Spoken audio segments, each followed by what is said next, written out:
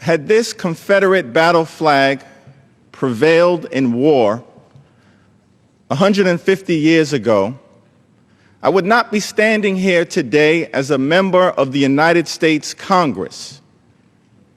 I would be here as a slave.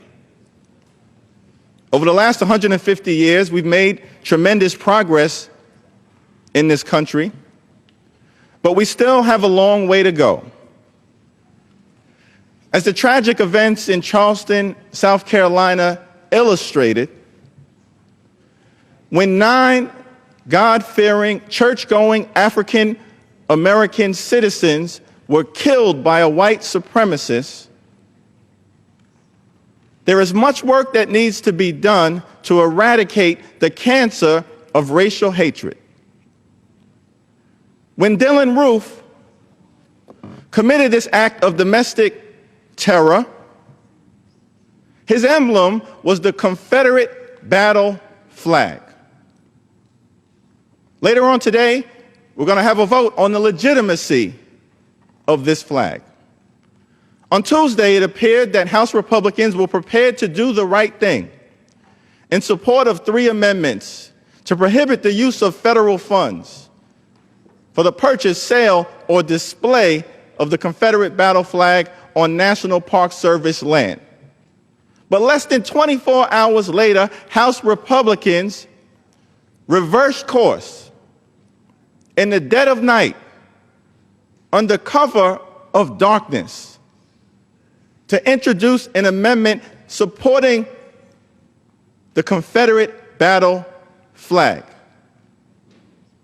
which is nothing more than a symbol of racial hatred and oppression.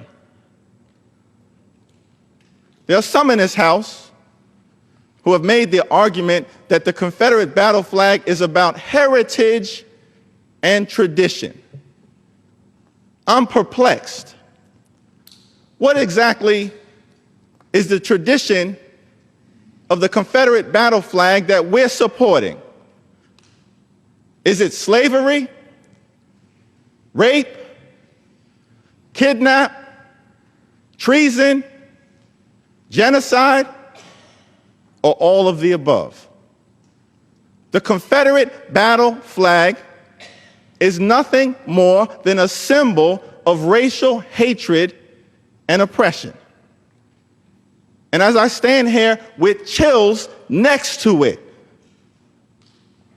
because the red in this flag is a painful reminder of the blood that was shed by Africans who were killed when attempted to be kidnapped and thrown into the institution of slavery.